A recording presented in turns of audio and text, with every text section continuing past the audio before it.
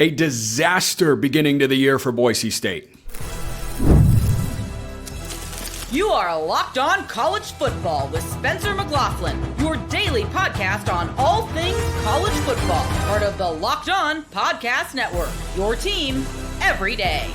Welcome, everybody, to a reaction episode of Locked On College Football. I'm your host, Spencer McLaughlin. Thank you all so much for making this your first listen or your first view post Boise State's beatdown at the hands of South Florida. Tons to get to on this show. It's part of the Locked On Podcast Network, your team every day and your daily source to stay up to date with the biggest stories in this, the greatest sport on planet Earth. And it is brought to you by our friends over at Game Time. Why Game Time? Why not Game Time? There's so many reasons. Download the Game Time app, create an account, use the code LOCKEDONCollege for $20 off your first purchase. I was going to save this for tomorrow's show. I couldn't wait that long, number one, for you all to get my thoughts. And number two, I had too many thoughts to put into just one segment on my show tomorrow. So third segment tomorrow, that'll be Nebraska reaction to Cincinnati, whatever happens there. But this is an embarrassment for Boise State. I mean, coming off a college football playoff performance in which I defended them because I thought they played well, they held their own. Penn State pulled away at the end, but they lost by fewer points than Oregon lost to Ohio State. I mean, then Tennessee lost to Ohio State. Like, they were competitive. They were good in that game, and they come out week one. They are a heavy Group 5 playoff favorite. They're the favorites in the Mountain West by a mile. And they just went on the road to South Florida and laid an absolute egg. Absolute egg. And I talked about this earlier in the week in the lead up to this particular matchup. Boise couldn't afford to lose this game because they are now out of control of their own playoff fate unless they win at Notre Dame. That game at Notre Dame later in the season, they have so many things to get right. This doesn't only look like a team that isn't capable of beating Notre Dame. This doesn't look like a team through one game that is capable of getting anywhere close to matching Notre Dame's level. Last year, I don't think we would have said that. I think it would have been kind of an interesting game.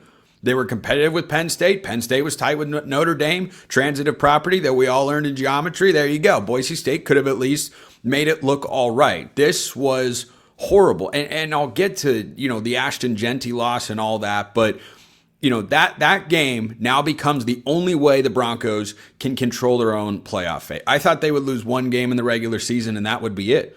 I thought with a returning quarterback, some nice weapons on the outside, and a very proven coaching staff, a philosophy, a mindset, an identity, a culture that is just really strong. Like, that looked so much worse than anyone could have possibly expected. It's one thing to lose the game.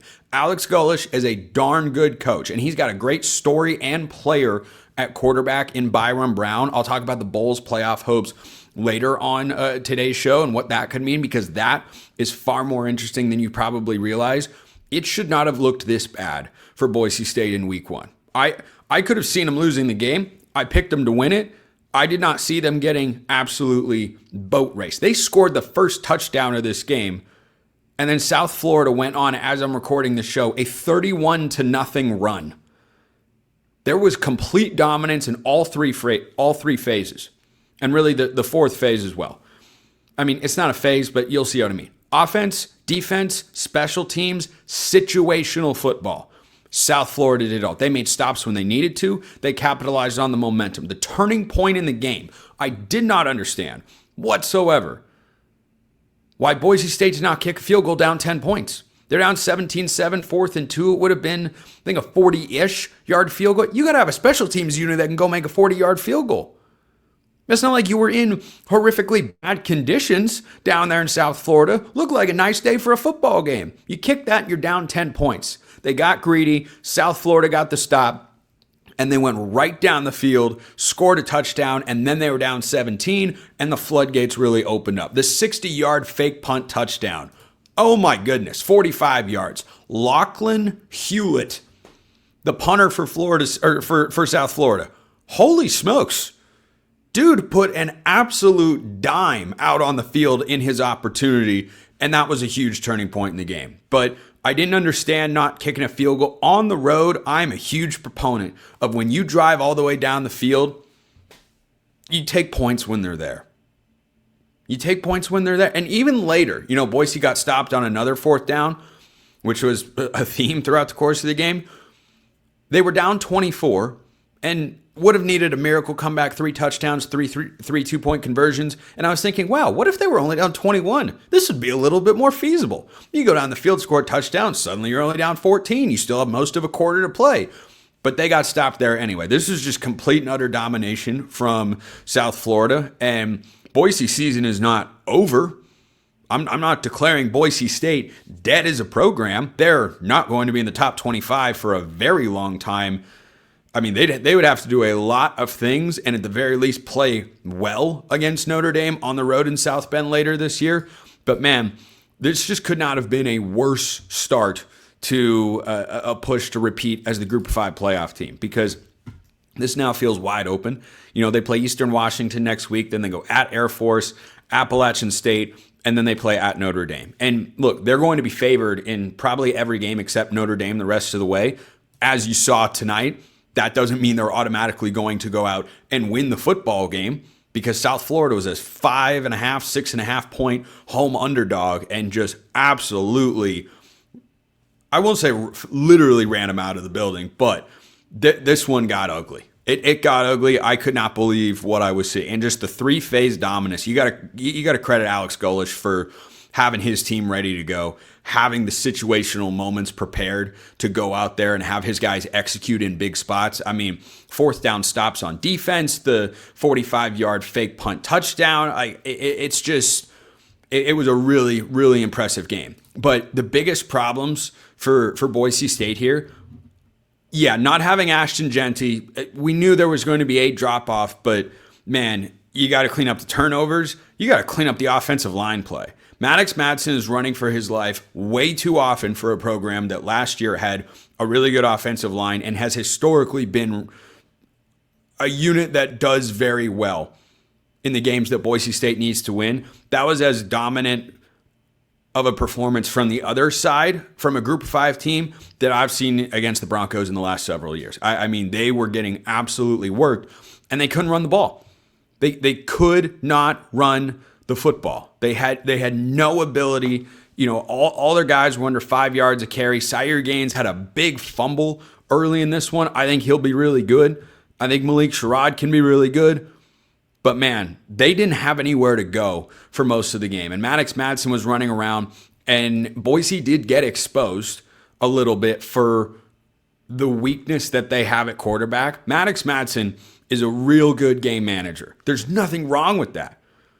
You just have to recognize what that means. And what it means is when you get down 17 points, you don't have a Cam Ward style guy back there that can be a gunslinger and score, 3 touchdowns in less than 10 minutes of game time and get you right back into it. We watched Cam Ward do that time and again last year. Boise State not only doesn't have somebody like that, because most teams don't, they've got the exact opposite of that.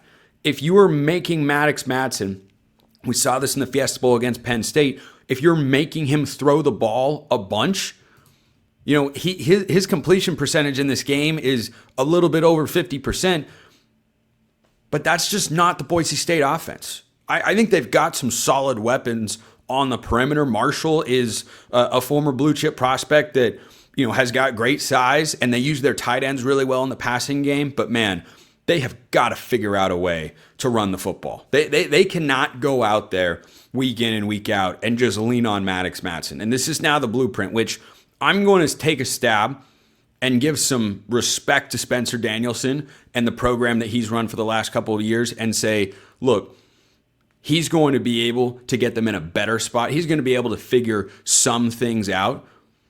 But every team's game plan is now get a lead on Boise and make them start throwing the ball.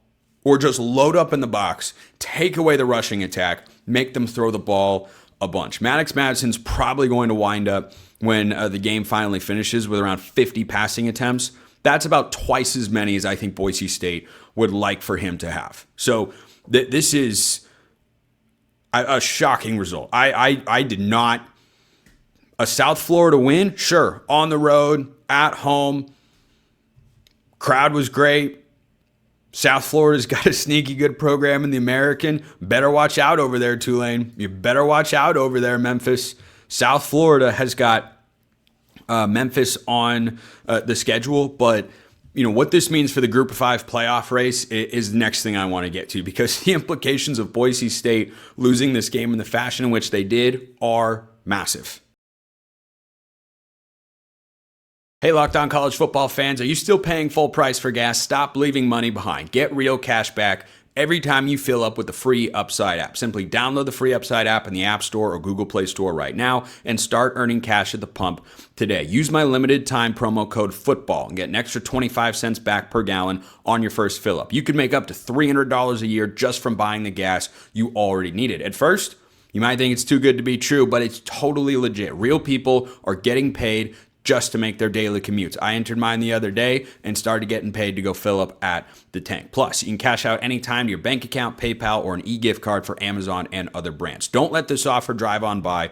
Download the free Upside app now using my limited time promo code FOOTBALL for a limited 25 cents per gallon bonus. That's promo code FOOTBALL. Offers vary by user and location. Go to upside.com for terms and conditions. This episode also brought to you by our friends over at Supply House. When the opening whistle blows on a new repair, get your crew moving forward with Supply House. Order today and see parts on your doorstep tomorrow. Over 280,000 plumbing, HVAC, and electrical items from the most trusted brands in the business. Their real-time inventory and honest lead times keep you from punting projects, while their industry-leading customer service always has your blind side covered. Do you need parts fast for a project? Supply House has next day delivery. How great is that? Talk about a game changer. Their Trademaster perks like priority shipping and dedicated support make the process even smoother. Join the free Trademaster program today and score serious perks like priority shipping, lower prices, and a dedicated support line. Visit supplyhouse.com to sign up for free and use promo code SHCollege5 for 5% off your first order. That's supplyhouse.com. Real people, real service. We have to talk about South Florida as a potential Group of 5 playoff team for two reasons. Number one, they just beat the living daylights out of Boise State, who was the overwhelming betting favorite coming into the year to be the Group of 5 playoff representative. And they're still in that hunt. Their chances have just taken a major hit. But for South Florida, you don't just have that win over Boise State on your resume. Do you realize who South Florida plays in the next 2 weeks? They're not leaving the Sunshine State. They are playing a couple of road games. They go at Florida next week. They go at Miami the week after that. Those are serious opportunities. If you pull a stunner, Boise State preseason top 25, South Florida beats them soundly. Solid argument that the Bulls should get ranked as a result of this outcome. But if they go out and find a way to beat Florida or Miami, or at the very least for South Florida, you need to be competitive in those games. If you go out and put up a couple of competitive, solid losses that don't get held against you, you run the table in the American Conference slate, and suddenly you're going to find yourself not just in the championship game, but probably as one of the favorites to make the playoff. Now, they don't have a head-to-head with Tulane. The Green Wave have to be watching this and going, oh boy, we better beat Northwestern this week because we're a 6-point home favorite ourselves. That's the Green Wave over the Wildcats, of course, coming out of the Big Ten. They will also play Duke. They will also play Ole Miss. A Group of 5 team's not going to be undefeated going into the college football playoff, or else this will be a far less interesting discussion to track as the year goes on. But if South Florida is somehow, some way able to beat either Florida or Miami, they will be in control of their own destiny to go to the college football playoff, because they go at Memphis later in the year. They also play UTSA at home, but there's no Tulane. Maybe they'd meet them in the American Championship game, or maybe they'd meet Army in the American Championship game, who of course won it a season ago. But this is a statement sort of win. Alex Golesh is a guy that, amongst people who follow these sorts of things, like me, have known that Golesh has been a good coach for quite a while. And, I actually wanted to look to see how many years he's been at South Florida. He's been doing a really good job. This is year 3. This is year 3 with South Florida, 7-6 each of the last couple of years. And boy, if they are able to keep their quarterback upright for the entire year, Byron Brown, dude can sling it. He can run a little bit as well. And as I've been recording, the score has gone up 34-7. I mean, it's a slashing down there at South Florida. Good day to be a Bull. So the opportunity is right there for South Florida to go and make the college football playoff. They've, of course, got to prove it, but you literally could not have asked for a better start, because beating a preseason top 25 team and doing it so soundly now gets you on everybody's radar and makes people turn heads and gives you a certain level of respect, at least it should, with the committee of like, wow, we saw Boise in the playoff last year. We thought they were going to be good this year, and then South Florida beat the crap out of them. You are also now, as a South Florida fan, the biggest Boise State fan in the world. You want nothing more than for Boise to go to South Bend later this year and beat Notre Dame. You absolutely do. Because if you have the win over Boise State, so long as your record doesn't fall behind them, meaning you'd probably need to split with Miami or Florida, that's going to be a really, really tall task. But I mean, even if you don't, we'll see. We'll see. It can get interesting, is all I'm going to say. And I think that South Florida belongs in the G5 conversation. You put Tulane in there as well. You do not rule out Boise. I am not coming on this show and telling you Boise State is done as a college football playoff contender, because they have a long way to go. They are incredibly proven. I don't think they will be as sloppy as they were in this game against South Florida, because, man, they had 4 fumbles. They lost 3 of them on 4th down. Boise State in this game, 2 of 6 of 17 on 3rd down. I don't think that's going to sustain itself throughout the course of the year, but they have to figure out a way to run the ball. South Florida just has to figure out how they can sustain this level of play. Those are 2 very different problems to have coming out of this game. So, those are teams to watch. I wouldn't sleep on James Madison either in the Group of 5 playoff race, because that's a team and a program that has got a lot of investment for being a Group of 5 school, to go out and just, from time to time, maybe out rostered and just have more talent than the teams that they're going up against. But there's a long way to go. It is a long, long season, but what a start in the Group of 5 race. Ohio is pushing Rutgers at the moment. I wonder if they can finish the job there. But I think that for South Florida, you just have to be so incredibly stoked about how this season began. But, the Bulls are obviously the biggest winner, but Tulane has to look at this and go, oh boy, we just got to beat Northwestern. And if we beat Northwestern, we can lose to Tulane, or not. You see how silly that sounded? Yeah. Anyway, we all heard it. We can lose to Ole Miss. We can lose to Duke, who's tied at the half with Elon right now. No idea what's going on with Manny Diaz and the Blue Devils at the moment. But all of those things can happen. And if Boise State loses to Notre Dame and South Bend, we'll be ahead of them in all likelihood. That's quite a place to be. That's quite a place to be. So far be it from me to forget or overlook the fact that a Group of 5 team's getting into the playoff every single year. Let me know your thoughts in the comments below. Hit me up on Twitter at @SMcLaughlinCFB. All that good stuff. Appreciate everyone listening. I'll see you next time. And until then, hope you all have a wonderful rest of your day.